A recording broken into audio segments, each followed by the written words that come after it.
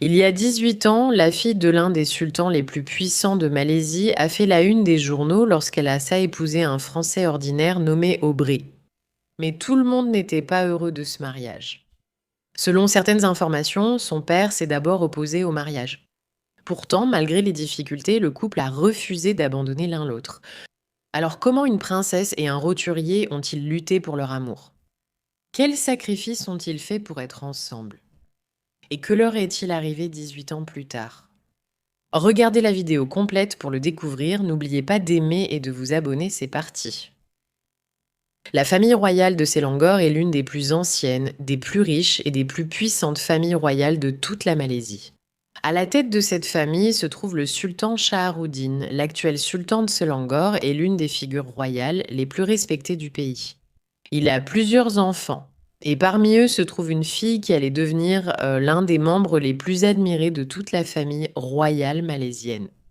Elle s'appelle Tengku Zatasha et son histoire est l'une des histoires d'amour royal les plus remarquables que la Malaisie ait jamais connues. La princesse Zatasha est née le 12 octobre 1973. Son enfance n'a pas été sans difficulté. Ses parents ont divorcé alors qu'elle n'avait que 14 ans. Elle a reçu sa première éducation à Kuala Lumpur. Elle a ensuite déménagé à Londres pour poursuivre ses études secondaires dans une école publique avant d'obtenir une licence en espagnol et en français à l'université de Middlesex à Londres. Après avoir obtenu son diplôme, elle aurait pu choisir une vie de luxe au sein du palais, mais elle a préféré gravir les échelons en partant de zéro comme tout le monde. Elle n'a jamais voulu compter sur son statut. Après l'université, Zatasha a occupé de nombreux emplois, notamment en tant que chargée de clientèle à Barcelone, responsable de la réception dans un hôtel à Londres et rédactrice au New Straits Times à Kuala Lumpur. Pendant toute cette période, elle n'a jamais révélé qu'elle était une princesse, car elle voulait être traitée comme n'importe quel autre collègue, sans attention particulière ni privilège. Sa passion pour la France l'a finalement menée à Paris, où elle s'est inscrite à la Sorbonne. Elle vivait dans un petit studio et prenait le métro tous les jours. Elle faisait souvent près de 2 heures de trajet, rien que pour assister à ses cours du soir, tout en travaillant à temps plein au siège parisien de L'Oréal en tant que responsable de la communication d'entreprises internationales.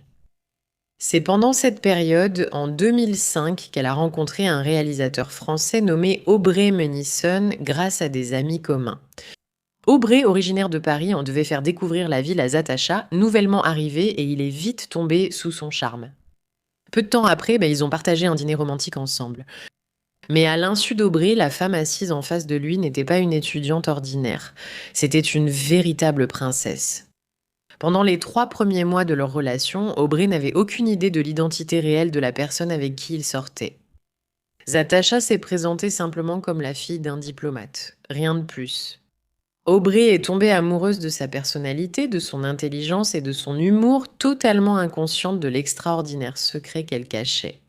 Il n'a découvert la vérité que par hasard lorsqu'il est tombé sur une carte de son père comportant une photographie du sultan en pleine tenue royale. La révélation a été un véritable choc. Zatasha a expliqué plus tard pourquoi elle avait caché son identité. Elle a dit: «Je n'ai jamais rien dit à personne parce que je voulais que les gens m'apprécient pour qui je suis, pas à cause de mon titre. Mon statut attirait souvent de fausses amitiés et une attention insincère, et je voulais éviter cela.» 6 mois après leur rencontre, le couple est parti en vacances en Malaisie. Aubrey a ensuite admis qu'il était extrêmement nerveux, se demandant si sa famille et le peuple malaisien l'accepteraient. Dès leur arrivée, il a commencé à comprendre l'importance réelle du statut de Zatasha. Il a vu des gens s'incliner respectueusement devant elle, ce qui lui était totalement étranger. C'était un monde totalement différent de tout ce qu'il avait jamais connu. Mais le plus grand défi restait encore à venir. Aubrey voulait épouser Zatasha, et cela signifiait demander la bénédiction de son père, le sultan de Selangor. Le sultan n'était pas immédiatement convaincu. Un roturier français sans titre royal, sans origine noble et sans aucun lien avec la royauté n'était pas le mari qu'il avait imaginé pour sa fille. En conséquence, il s'est d'abord opposé au mariage. Pendant 2 ans, Zatasha a patiemment travaillé pour convaincre son père d'accepter leur relation. Finalement, la résistance du sultan s'est adoucie et il a fini par donner sa bénédiction au couple. Leur mariage a été célébré en plusieurs étapes. La cérémonie religieuse a eu lieu en novembre 2007 à la Grande Mosquée de Paris. Ensuite, les jeunes mariés ont fêté cela avec des amis à bord d'un bateau naviguant sur la Seine.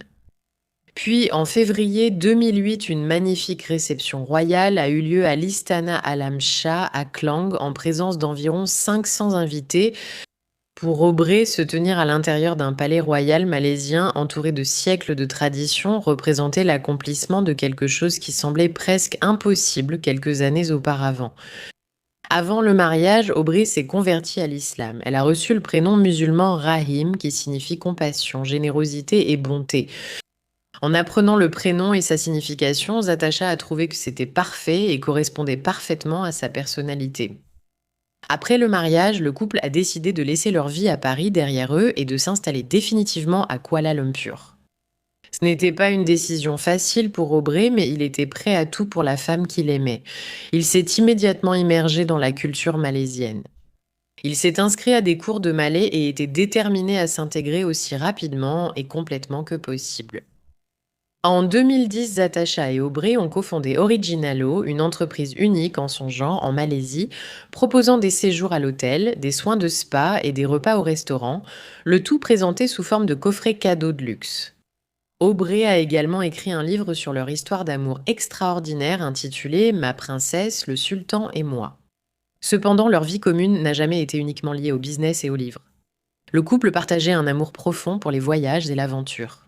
Au fil des années, ils ont exploré d'innombrables destinations à travers le monde, créant une vie remplie d'expériences, de découvertes et de souvenirs inoubliables. C'est peut-être pourquoi ils n'ont jamais eu d'enfants.